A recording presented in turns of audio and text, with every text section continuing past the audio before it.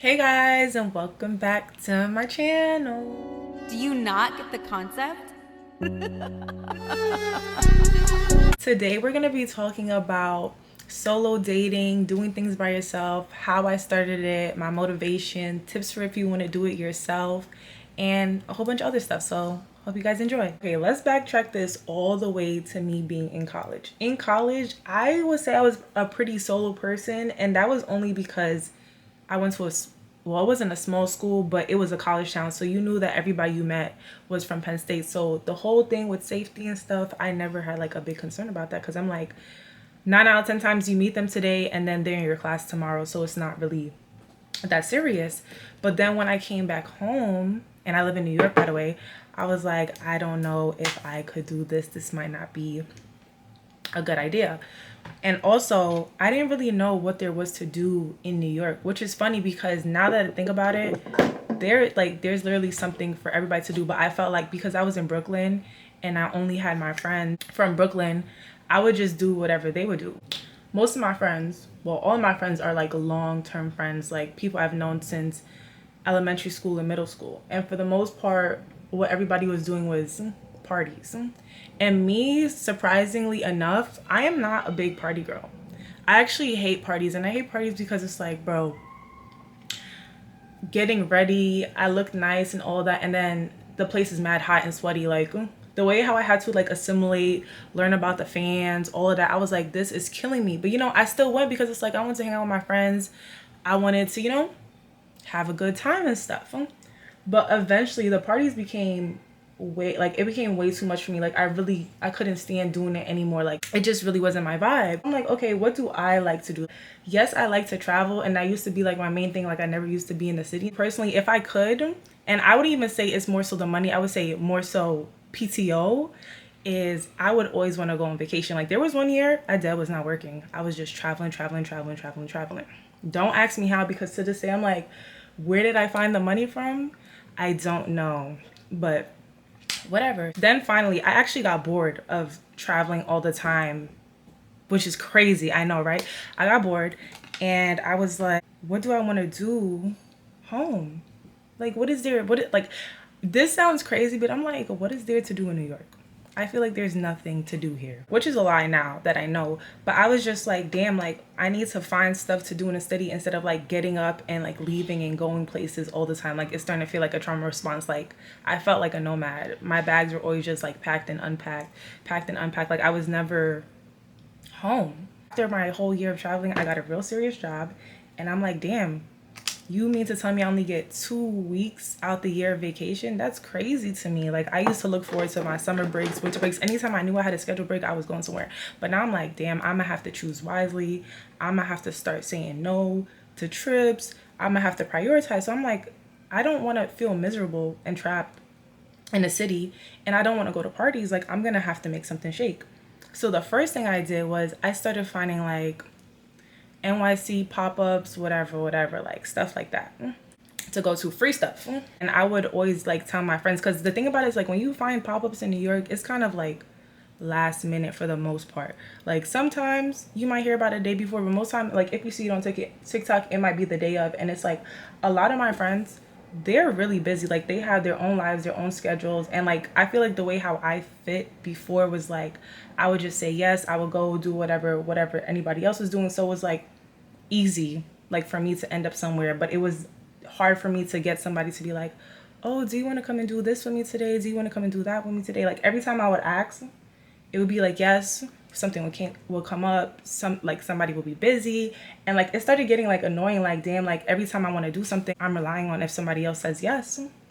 It just sucks because it's like I feel like I was always a person that was like always available. Like, or if I wasn't available, I would try and make myself available. Like I used to, like that's why like sometimes when people be like, you're so strict on schedules, da da da, because it's like I said yes to you and I said no to somebody else because I said yes to you because you asked me first, type of thing. My biggest thing is like showing up for somebody in general.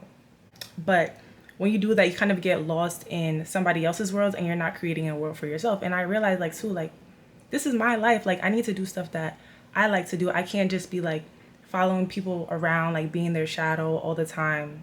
Like I can't keep doing days in other people's lives. I need my own life. Everything for me is always like forced. Like I would never go out my way to do something by myself. I actually hate doing stuff by myself, but now I'm actually really used to it. The first day I really ended up like doing something alone in New York, it was by accident. So there was this pop-up, it was like the Chanel pop-up, and I really wanted to go. I had asked Anae if she wanted to go with me. She was like, yeah, she's gonna go. And then I think the day of something had came up and she was like, she can't make it anymore. And usually when somebody says like they can't make it anymore, I'd be like, yeah, I'm just gonna take the L and go home. But I'm like, nah, I'm tired of this. Like that was my break point. I was like, I'm tired of this. Like I'm gonna get up and I'm gonna just go by myself.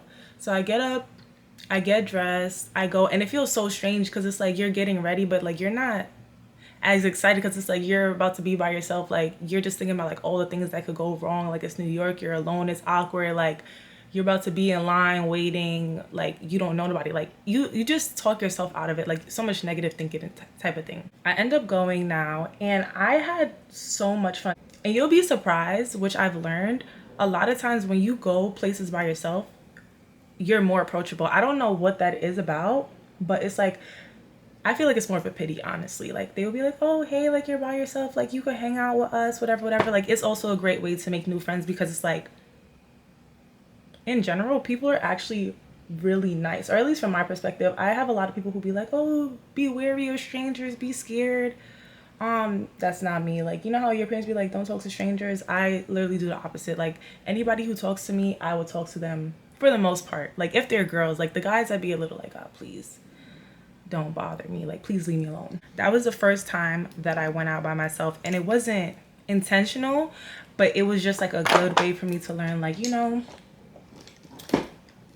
step out your box. Like you was born alone. When I was in college, like I used to just go do stuff, meet people. Like I had to put it in the same perspective. Like New York City is just like a giant university just with young professionals in that sense. And I think it helps because I'm in a big city, but that was the first time I was like, let me take advantage of living in New York. Let me get out of Brooklyn. I think that was the biggest thing. You know how people be like, oh, leave your hometown, like you get comfortable with your friends, da da da da da.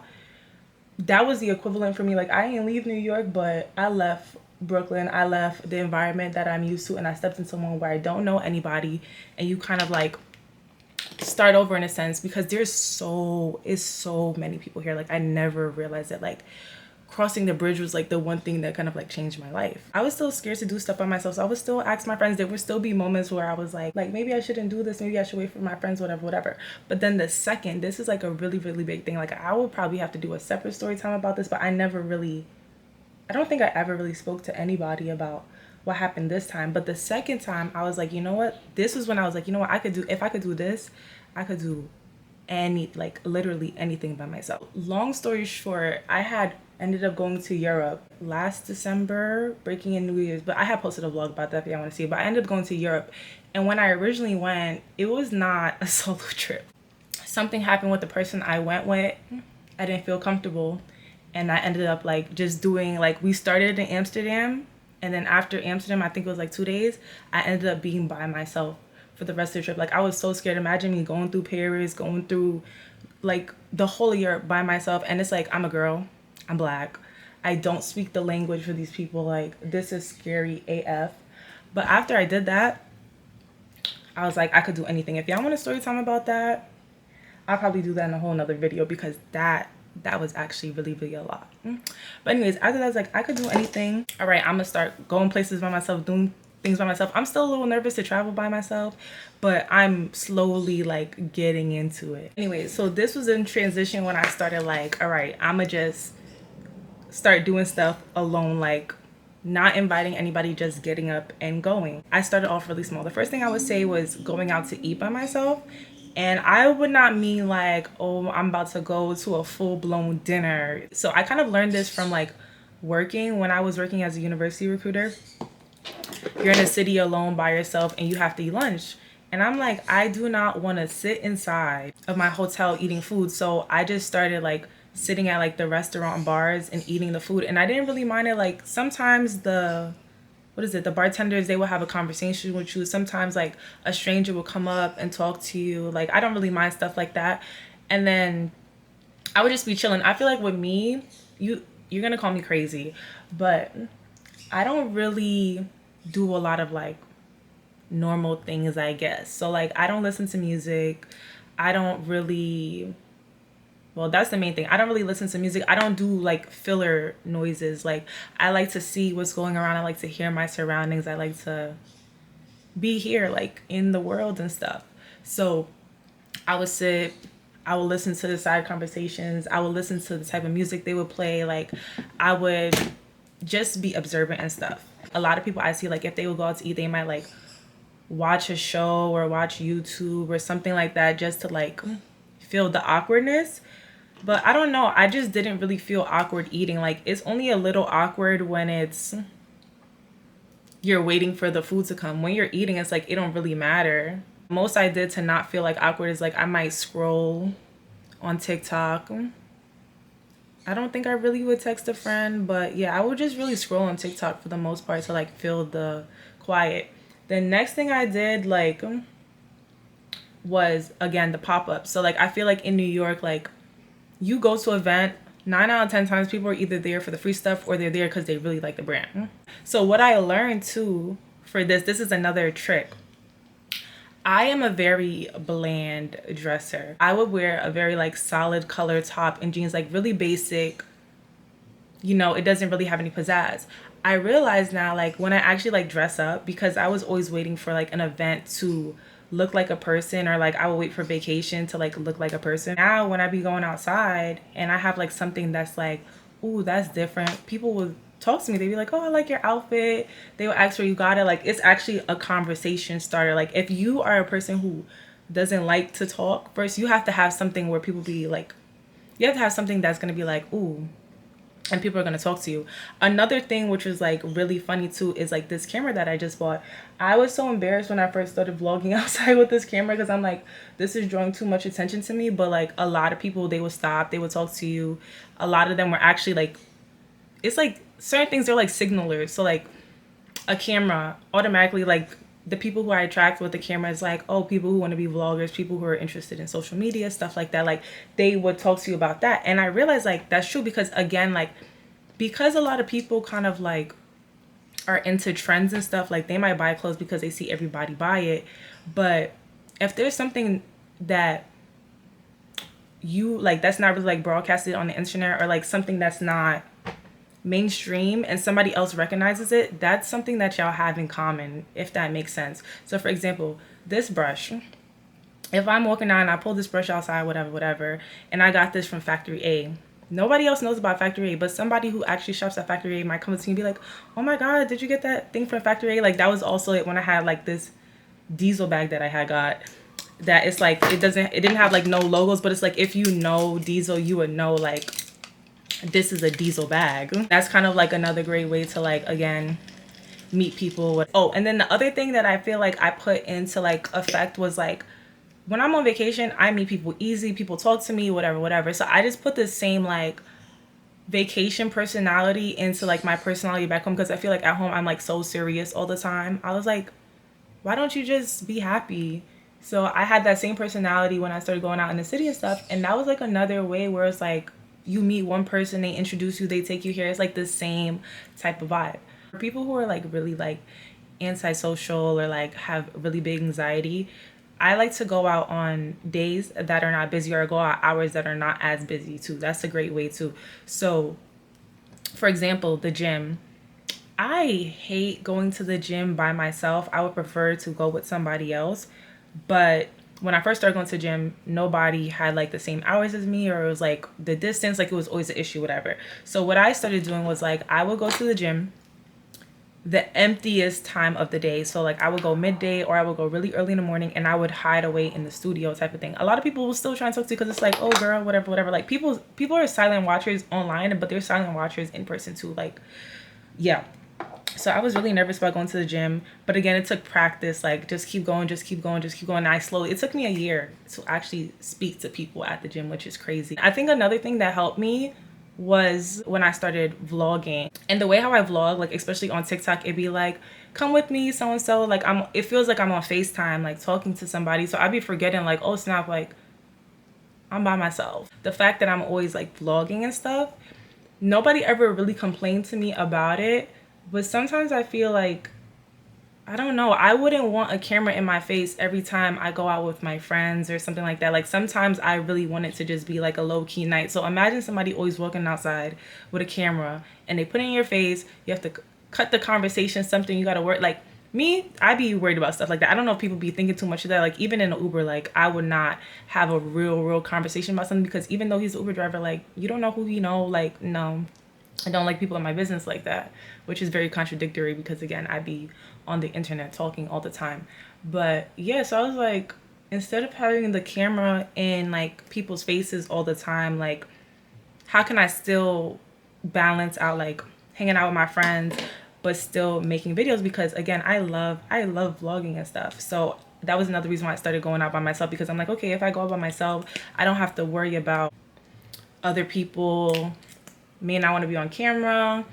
This might have been something private and I didn't know. Like just that type of boundary in general. Now, let me tell you the benefits of going out by yourself. The first thing I would say is that you definitely create a universe like for yourself. When you step out of like your bubble with your friends, you realize there's so much more out in the world. Like me, I get tired of the same thing every single day. When I went outside, I met different people with different interests, things I've never even heard of. And I'm like, wow, that's cool. You start to find out more about yourself, that things you didn't know that you were interested in because you didn't even know existed. I feel like it's important like to not be so codependent on other people, and you cannot let other people's timelines kind of like be the reason why you don't get to do what you do. You get to grow as a person in general. Like I feel like when I started going outside by myself, like my confidence started to build. I started to learn to talk to people again. I felt like it wasn't like the end all be all. Like if one thing fails, another thing is going to come through. You just have to literally take them 2 steps out the door and you're going to see some change. Now, when it comes to safety and going out by yourself, I cannot give anybody advice for this. And I think that's for the mere fact that no like suicidal stuff. But when it comes to me, I have a like, if I'm gonna die, I'm gonna die. I literally just put trust into God. Like, all right, like everything will be fine. I'm gonna be okay. Literally, like, and then if I die, I die. That's just how I think when it comes to most stuff. And I'm still alive. Knock on wood, but I'm still alive. So yeah, I really can't give y'all tips about safety. Oh, another tip I have, make sure that your phone is always charged and you have a charger, and just always be really open-minded. Things that are too good to be true is just somebody's regular day. I'm not even gonna hold you. Okay, I actually think that the makeup came out pretty cute today.